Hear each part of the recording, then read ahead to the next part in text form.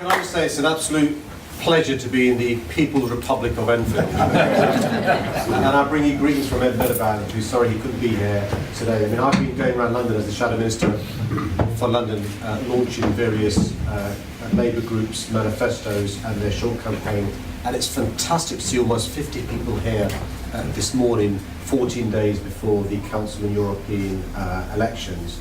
But can I begin by actually thanking Mark for the brilliant work Mark's been doing over the last few weeks. Best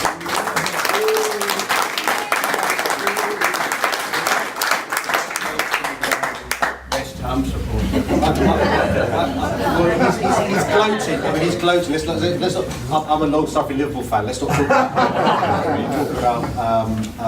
football. You see, I remember, because I still live in a Tory council, what life was like for you and your neighbours and your friends before 2010. Because you've got recent experience between 2002 and 2010 of what a Conservative council means for the people of Enfield. And what Doug has managed to do, with the help of really good Labour councillors, is over the course of the last 4 years, not simply promised for 1 year to freeze council tax, but managed to pull it off for 4 years, with council tax being frozen. Some Conservative councils have managed to do that, but have cut services to do that. What Doug and the Labour Council have managed to do is quite remarkable, Doug, reading some of the achievements over the last 4 years. I'm not going to go through some of the major achievements, but if you're somebody who's suffering a cost of living crisis, knowing that your council tax is frozen is a big source of comfort. And that's meant people are able to plan when it comes to budgeting. If you're somebody concerned like I am, where I live, I'm sure people are as well, you've got young children and you're worried about them able to cross the road to go to school or cross the road to come back or go to the shops, you want safe roads. And to secure 20 miles per hour roads is very, very important in residential areas. If you care about fly tipping, if you care about having clean streets, it's very important that some of the progress made around fly tipping has been achieved in the weekly collections as well. And this list of achievements, Doug, is more than remarkable because it was after you took over from a badly run council before. So you could have made excuses, but you've got on with doing a very important piece of work. Now, there's a famous American politician called Tip O'Neill, and he once said, all politics is local. All politics is local, and he was right.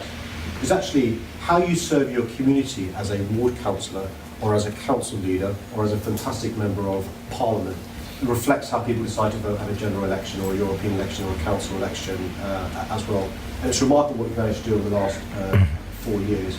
But actually, what we've got to recognise is we need to make sure we can make an offer that is optimistic about the future. So what's really good about the manifesto, Doug, is you're actually making a positive offer of what the people voting Labour can receive over the next 4 years as well. And in particular, I'm really passionate about housing. Now, we know in London now, the average cost of a property, so that includes Enfield, Wandsworth, Kensington, Chelsea, so the average cost of a property in London is £450,000. The average cost to rent a property in London is £1,200 a month. The average age of a first-time buyer is 38.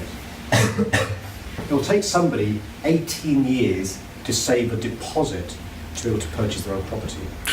So housing is a big issue. And so what Doug is offering locally is the promise not simply to build more housing, but to make sure it's affordable housing as well. But it's not simply a case of increasing supply.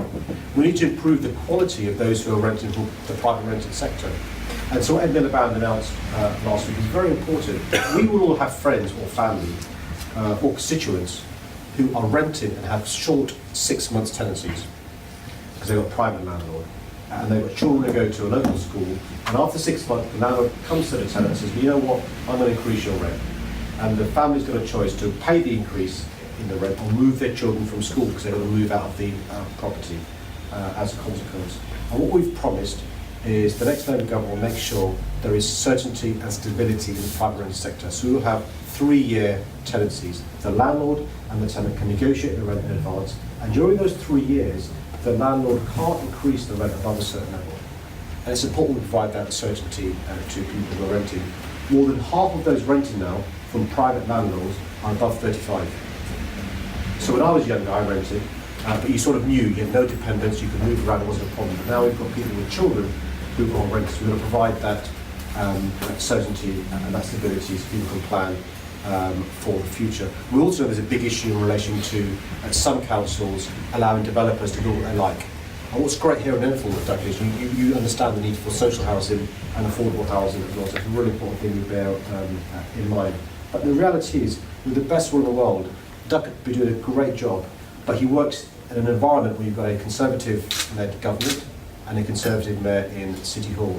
So basically, Doug needs to make sure we have more Labour MPs returned in less than a year's time at the general election. You've got one of your three MPs left. He's a brilliant MP now. He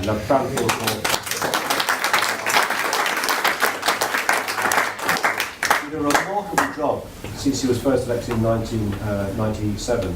Really, really remarkable job in Edmonton, in this part of Enfield. But also we need to make sure that not only is Joan Ryan returned next year, but we've got Bambus as well here. So we can make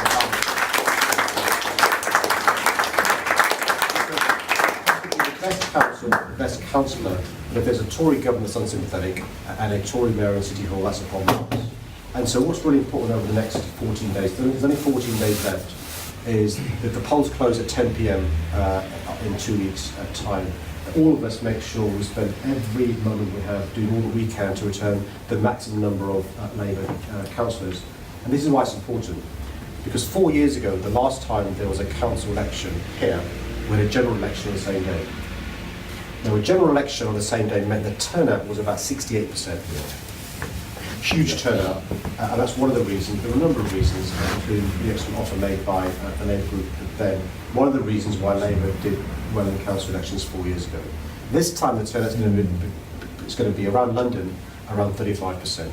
So it's a much lower turnout, and that's just a fact of life. In council and European elections, less people vote than in general elections, which means it's incumbent on us to make sure we meet local residents. You've already met record numbers over the last few weeks and months, which is why I pay tribute to Mark for his organisation. But we meet them between now and 10 p.m. When the polls close on May the 22nd, to remind them what a Labour council has done over the last 4 years, but also, more importantly, what a Labour council is promising to do over the next 4 years as well. Because I tell you what, just keeping hold of Enfield is going to be a challenge. So the pundits and the Tories are briefing, Labour need to win these many seats for them to show they're on the way to number 10. That's nonsense. Us simply maintaining the seats we've got is going to be an achievement. But what's great about Enfield is you've got an offensive strategy. You're trying to win councillors in Chase, which is fantastic. You're trying to win councillors in Southgate Green, which is fantastic. And in One Nation Labour means there are no parts, not just of the country, there are no parts of London, there are no parts of Enfield that are no-go areas for the Labour Party. And what's remarkable is that we can have 50 people here today, 2 weeks before, enthused and excited about the challenge of meeting as many voters as we can before 10 p.m.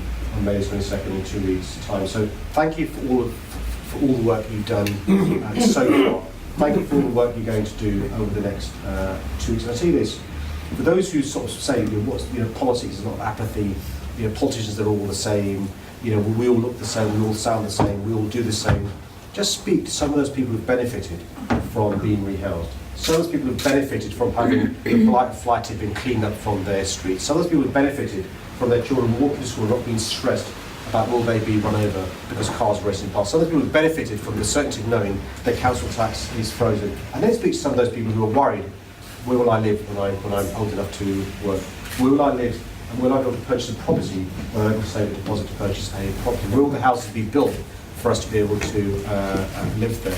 And what's great about the manifesto is, it's a length I can read. Some of the manifestos I've launched are very long, but it's really good. This isn't every single thing you've achieved, clearly. It's got to be in a digestible format. What's really good about the manifesto is it's all politics local. It's real life issues, the bread and butter issues that affect normal people. We all care, of course, about the macroeconomics. We all care, of course, about the big issues on an international stage. But this is stuff that really matters. And it really matters that local people who get the issues show that you're on the side of local residents. So, Doug, thank you for all that you've done over the last 4 years. Thank you for the remarkable team you've managed to assemble to stand for Labour on May the 22nd. And listen, good luck over the next 2 weeks. I hope to come back again before May the 22nd. There are a number of boroughs we're trying to target, just so colleagues know the bigger picture. So in London, of the 32 councils, currently 15 are run by the Labour Party, Enfield being one of them.